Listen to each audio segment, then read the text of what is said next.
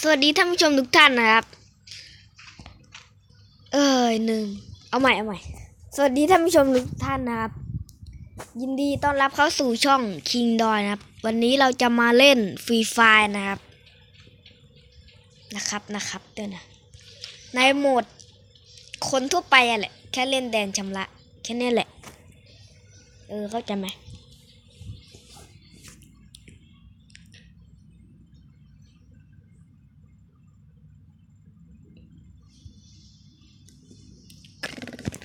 รวย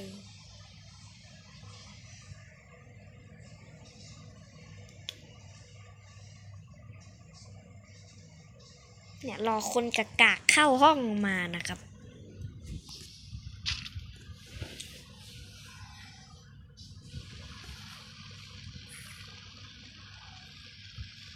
โอ้ยแหลกเฮ้ยไม่แหลกแล้วเครื่องบินเจอละก็ลงเลยดิโธ่หล่อไหล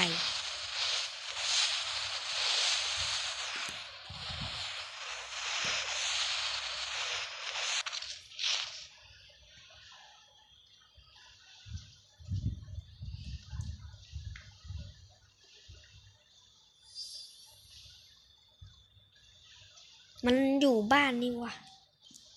มันจะฆ่าผมมันยาวกับผมว่ะเฮ้ยต้องรีบแล้วนะต้องรีบ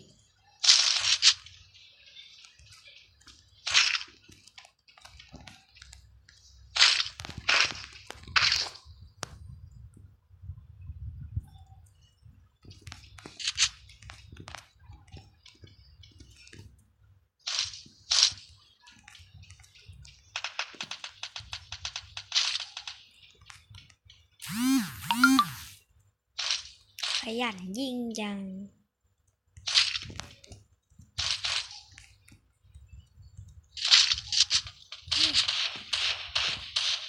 เฮ้ยปืนในตำนานเลยเฮ้ยปืนที่มันโคตรตำนาน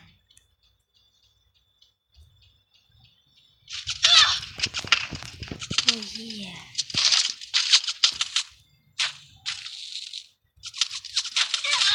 แตกจะมาท้ากับพี่นะที่หลังนะมีปืนกากเอาแล้วยิงทำไมเนี่ยมันเปลืองนะ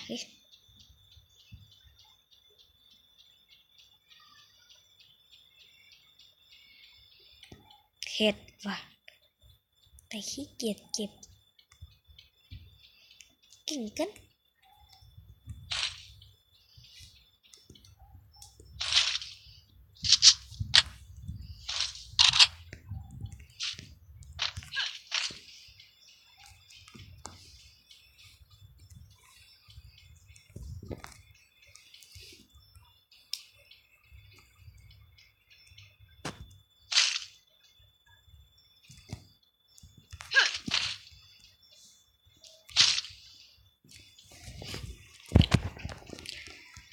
เ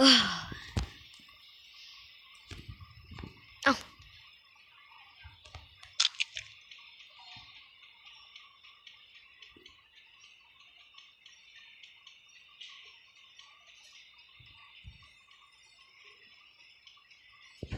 ทำไมไม่มีคนเลยทำไมมีไหมเนี่ย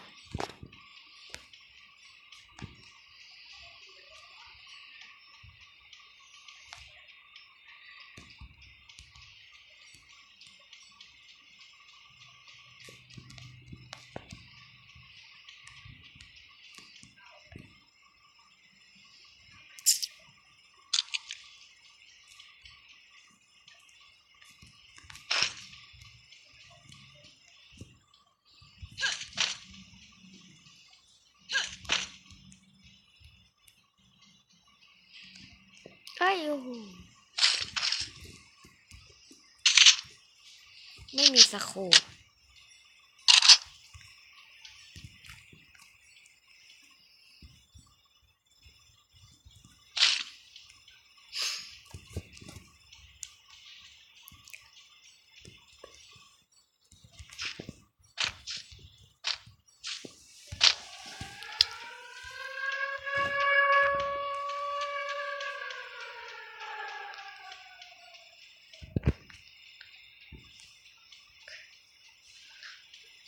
พวกอัปรีทั้งหลาย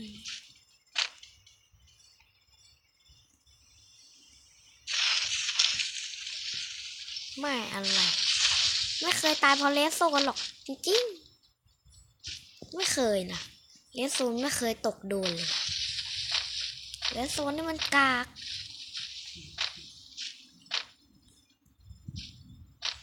เลสโซนกากจะตาย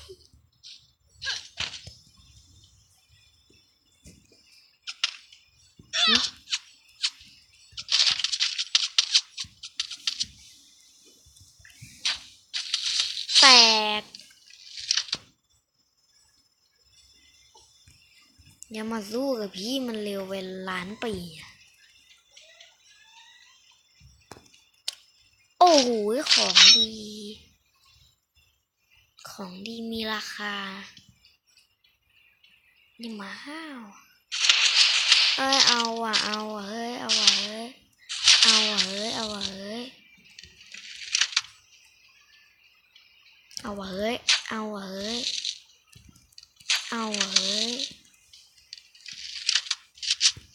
อะไรของเองเฮ้ย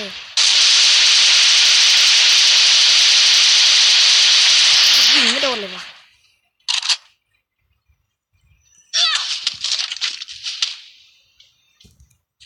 ปืนมหาปลายยิงไขแตกเอ้าจะเผยตำแหน่งทำไมเนี่ยเฮ้ยยิงไขแตก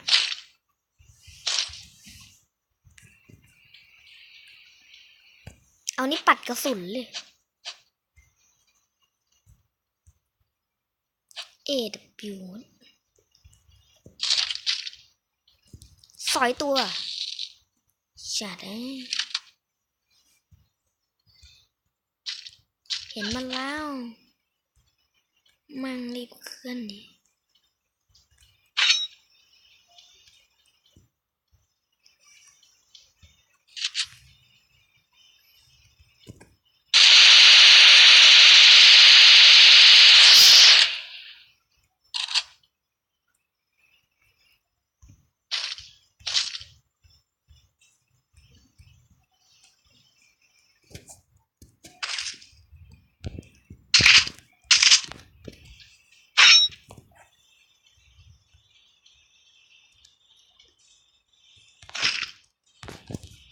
วางเล่นซะเลย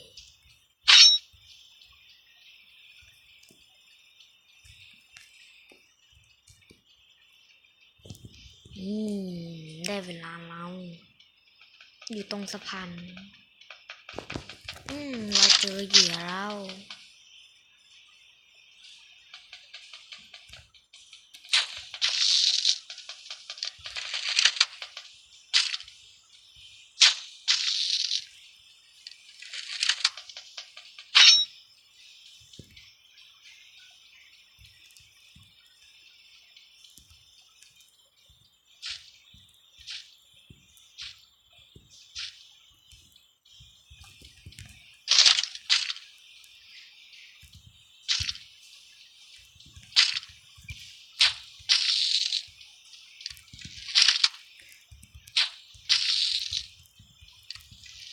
ทำไมมึงไม่โดนวะ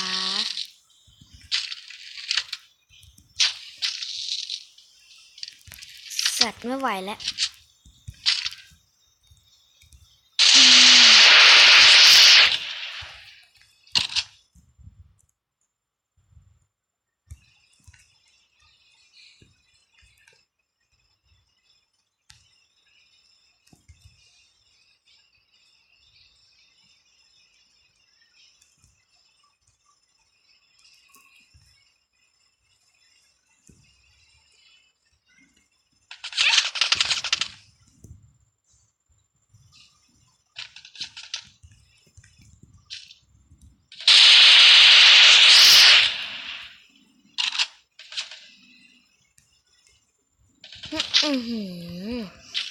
จะปะทะอย่างนี้ต้องปะทะด้วยปืนนี้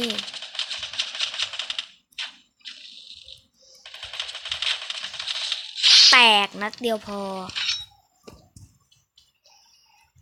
ถ้าจะปะทะต้องปะทะด้วยปืนแน่โอ้โหคนนี้ของจริงมากของอย่างอึด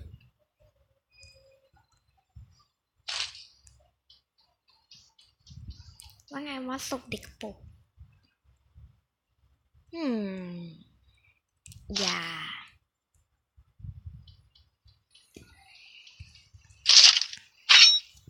เข้าวงก่อน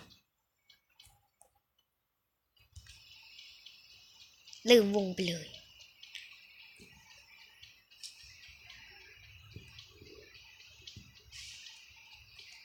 วิชานินจานินตาเราได้เจอคนหนึ่งแล้วซึ่งเขาแม่งไปสอยตอนนี้แหละ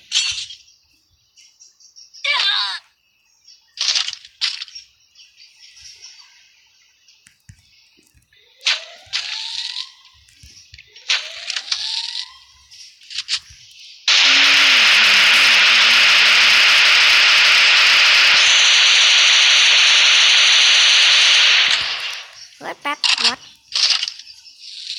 ยิงไม่โดนคือ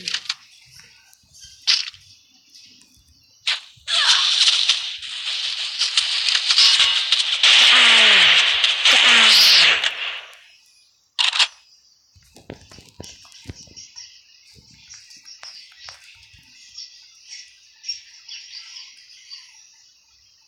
สุดท้ายต้องพ่ายแพ้เพิ่งลืมดูเหลืออยู่แค่4 คนเอาจริงๆก็คือเหลือ3มาแหละเราจะออกไล่ล่า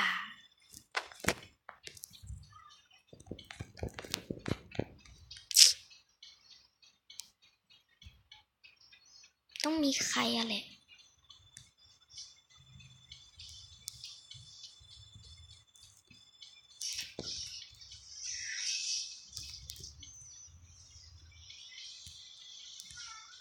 แอร์ดรอปโอ้โห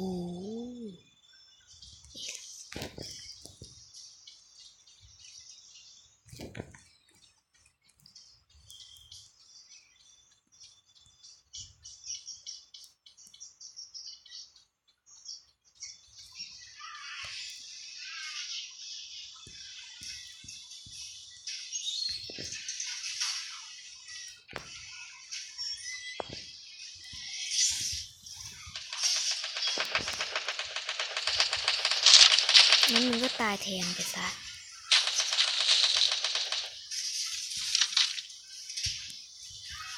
โดนยิงทีแทบตายนั่นตายเลยเป็นไงล่ะมันกากมาก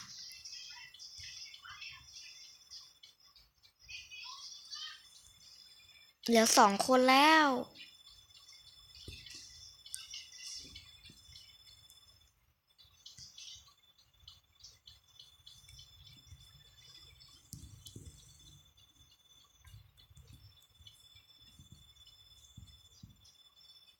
นั่นไงโอ้โหไกลมากเราจะตามมันไป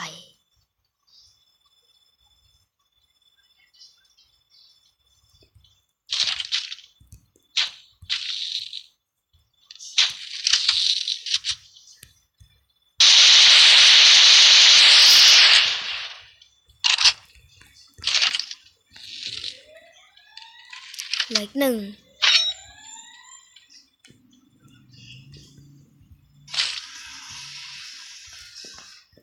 อยู่ไหน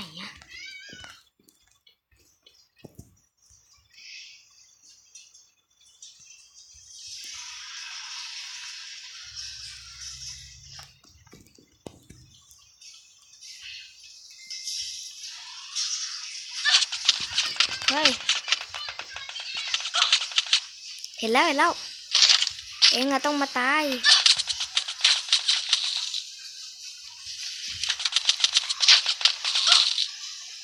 ทำไมแม่งไม่ตายวะ